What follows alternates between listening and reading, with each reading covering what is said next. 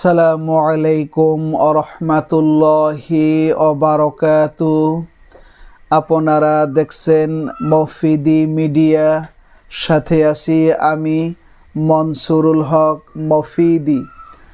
আজ আমরা সরাসরি পবিত্র কোরআন হাদিস রিসার্চ করে গবেষণা করে সুন্দর একটি তদবির, সুন্দর একটি আমল শিখে নিব।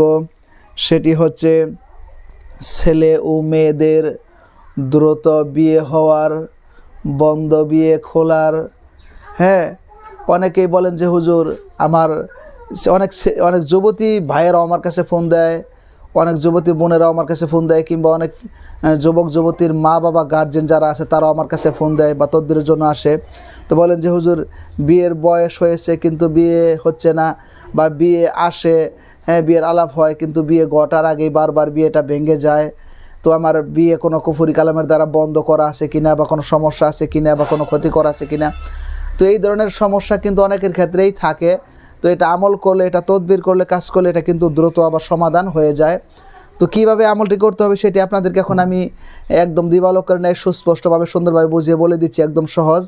যদি ভিডিওটি বুঝতে কোনো সমস্যা হয়, অথবা সরাসরি এই 30 পারা কোরআনুল কারীম থেকে যে কোনো বিষয়ের তদবির করাতে, যে কোনো বিষয়ের কাজ করাতে, হ্যাঁ যে কোনো বিষয়ের রুকায়া করাতে, বিশ্বের যে কোনো প্রান্ত থেকে ভাই হিসাবে এবং বন্ধু হিসাবে, অথবা আপনার যে কোনো আপনজন হিসাবে আপনি সরাসরি আমার সাথে মোবাইল ফোনে কিংবা ইমোতে হোয়াটসঅ্যাপে যুক্ত হয়ে মনের কথাটা আমাকে জানাতে পারেন। এবং যে কোনো বিষয়ের তদবির, যে কোনো বিষয়ের কাজ বিশ্বের যে কোনো প্রান্ত থেকে, এখন তো প্রযুক্তির যুগ, তদবির কাছে থেকেও করা যায়, দূরে থেকেও করা যায়, আপনি খুব সহজে করায় নিতে পারেন ইনশা আল্লাহ। আমার মোবাইল নাম্বারটি একটু মুখে বলে দিচ্ছি, 01725357513। আমার এই একটি মাত্র নাম্বার, আপাতত আর দ্বিতীয় কোনো নাম্বার নেই, এর সাথে ইমো হোয়াটসঅ্যাপ দুইটাই যুক্ত করা আছে। তো আসুন, তো বিয়ের বয়স হওয়ার পরেও বিয়ে হচ্ছে না, বিয়ে বারবার ভেঙে যায়, বা কেউ কোনো কুফরি কালামের দ্বারা বিয়ে বন্ধ করে রাখছে, আটকে রাখছে, বা ক্ষতি করে রাখছে। তো এই ধরনের হাজারো সমস্যা কিন্তু মানুষের থাকতে পারে। তো সমস্যা যদি থাকে, আল্লাহ তাআলা তার সমাধানও কিন্তু রেখে দিয়েছেন, ঠিক আছে। তো আপনাকে এই আমলটি কিভাবে করতে হবে সেটি হচ্ছে, আপনার দিন রাতের যে কোনো সময় প্রথমে সুন্দর করে অজু করবেন, অজু করে পবিত্র হবেন, পবিত্র হয়ে সেখানে বসে কোনো কথা না বলে 2 রাকাত সলাতুল হাজত, 2 রাকাত নফল নামাজ আপনি আদায় করবেন, ঠিক আছে। আদায় করার পরে সেখানে বসে আপনি বিয়ে হওয়ার জন্য বা যে উদ্দেশ্য আমলটি করবেন এটা মনে মনে খেয়াল করবেন। খেয়াল করে 3 বার যে কোনো দরুদ শরীফ পাঠ করবেন, ঠিক আছে। 3 বার যে কোনো দরুদ শরীফ পাঠ করার পর আপনি এই দোয়াটিকে 40 বার করে পাঠ করবেন। দোয়াটি হচ্ছে ইয়া ফাত্তাহু,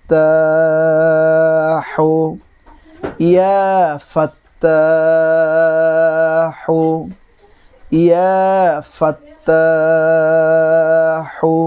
হ্যাঁ, ইয়া ফাত্তাহু, ইয়া ফাত্তাহু।